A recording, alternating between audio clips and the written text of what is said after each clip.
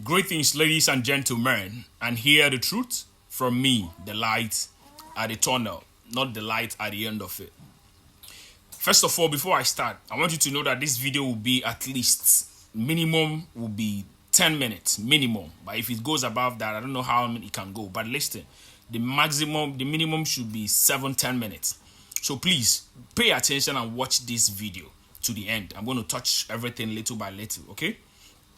Now it's been on air. It's no more in news that the IGBO king, okay, has been acquitted, so to say, and that a press release has been made that he is innocent of all accusations leveled against him.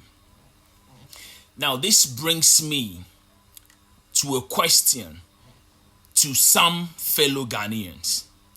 How does it feel at this point? How do you all feel at this point? I mean, because after some of you must have said all the ill things about this man, even the funniest part is that some of you who set up ring light and made videos has one way or the other benefited from this man. But still, look at how you all, not just Ghanaians, even some Nigerians from some tribe of Nigeria, how do you all feel now? Especially even now that some of you Ghanaians have also discovered that there is another king around Kaswa from the Yoruba community. What is the energy you're putting towards it? Or is the hate just against the Igbos? They're Africans, they're fellow Africans, Ghanaians, and some tribes in Nigeria. I ask you precisely now.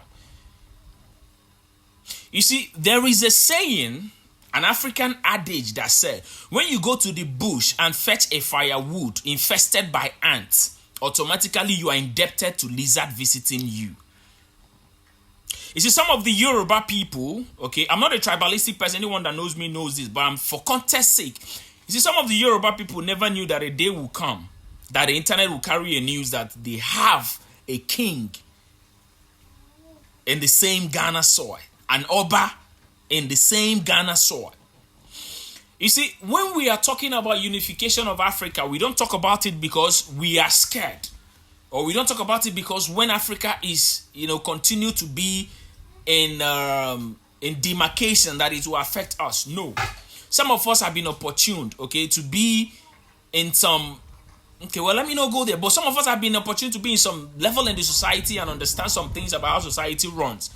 But when we talk about unification of Africa, some of you think it's for self-interest. You see, when we were talking about this case, looking as if it's now against the Igbos, remember there's an African adage that says when one finger touches oil, it affects the rest of the fingers. When we were talking about this, that we all should unite as Africans and we should have a common enemy who are our colonizers. But you all thought we were talking because we didn't have sense. You all thought we were just talking because we had platforms or we think we can set up camera and talk. No. But because we know that there are kings from other... Let me tell you something. Even the Hausas community, the Arewa community here in Ghana has a kingship. Oh, you didn't know about that? But that is not what my platform is for. What my platform is for is the betterment of Africa, the togetherness of Africa, the awokeness of Africans for Africans. The fight that the Osaji fought Dr. Kwame Nkrumah, his types, the fight that Dr. Nnamdi Azikiwe of Nigeria, the fight that a lot of prominent African people started. That is the same fight that we are continuing for the unification of Africa. And the unity among we Africans is the only thing that can make us realize our potential and our values. Now, let me tell you one of the disadvantages of this whole fight, this whole feud, this whole banter that happened on the internet during the time of His Excellency, okay? Sorry. His Majesty, Ambassador Dr. Ezechus Chukwudi Ihienetu, the Igbo kings in Ghana. Okay, one of the things that really, really made me cry out then is because I know for a fact that when it affects one, it affects the other. It's because I know for a fact that a day like this will come when we will discover an Oba palace in Kaswa. That a day like this will come when we also discover other palaces that are in existence in Ghana. So as it stands now, do you know that a lot of relationship has been broken? Yeah, you didn't know, you didn't think about it. Do you know that a lot of partnership has been destroyed? Do you know that a lot of connection has been terminated? Do you know that a lot of contract has been terminated over this feud of IGBO in Ghana? Do you know that some friendship will never be the same again? Me personally, I can never sit in the same table and dine with, what is his name? Nyash News. Chop Money, you all know him. Nyash News. He used to be my homeboy. If he says I'm lying, he should come and deny it online. But my friendship with him can never be the same. Just as his friendship with a lot of other Nigerians will never be the same. Some of you will be like, what do I benefit from if we are not friends? What's my business? Listen, it's just some of you poor people that are poor in thinking. I'm not talking about money. I don't value wealth. I don't say this person is worthy because of how much he has in his bank account. No. It's some of you poor people that are very poor in your mindset, that don't think right, that will make this same statement of, hey, if I'm not a friend, if I'm not in good terms with a Nigerian, what do I stand to lose? Listen, as prominent Ghanaians, their relationship with some of their good Nigerian friends, and ask them how much cash out do they get from those relationships. There is always a link to being in Nigeria, ever done business in Nigeria, traveling in Nigeria, having business partners in Nigeria, to every wealthy businessman in Ghana. Make this research on your own. You can even ask Dr. Kwame Despite, my namesake. You get what I'm saying? So most of you, I call you the ordinary Ghanaians, I call you the ordinary Africans, because it is the 0.1% of the rest percentage of, that contribute to the world economy that don't even make noise online.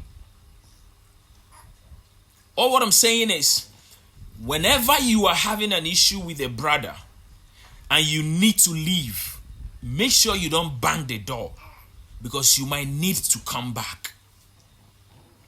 How is it now? How market? Ghana Boy near how market? Nyash News, how market? Some of you have been in shows that I put my own money in. Some of you have been in shows that I put my own support in. But you all are Ghanaians. But you were still on those shows.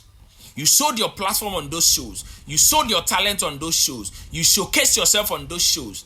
There was no marginalization of being like, he's a Ghanaian, we won't allow him to be on this show. Some of you, when you come to our movie industry, some of movie industry that is in Ghana have been featuring most of you. Even you, Nyash News, you know what I'm talking about. Ghana Boy, you can't deny it. When it comes to the entertainment area you're in, you know what I'm talking about. So what am I saying? When you are fighting a just cause, stick to that part.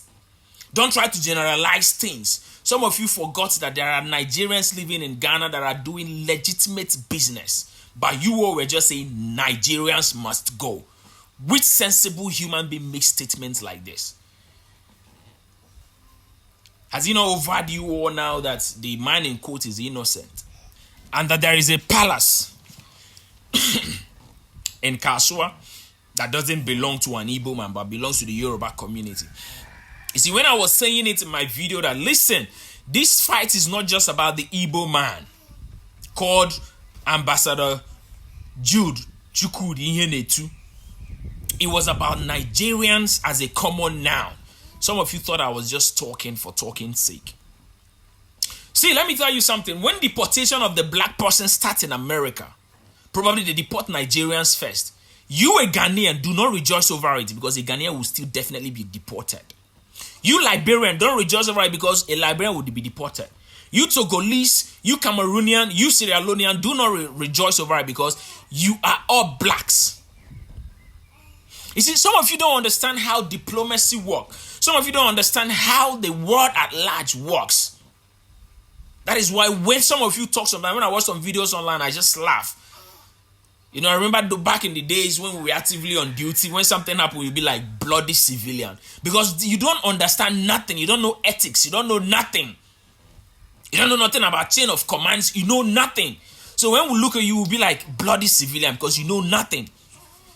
It is like that when it comes to economic related issues. Some of you ordinary citizens don't understand how some things work, how bilateral trade works, how economic and financial trade works, how the intertrade that happens between ECOWAS states works. Some of you don't understand it, but all you know is that Nigerians must go. They should not be trading in our markets. What do you really understand about trade?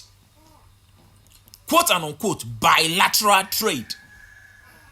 The same thing goes when anything is happening against a black-skinned man outside the shores of Africa. It is our collective effort as Africans to stand and speak as one voice. The same thing should happen in our own backyards. When it comes to Nigeria, when it comes to Ghana,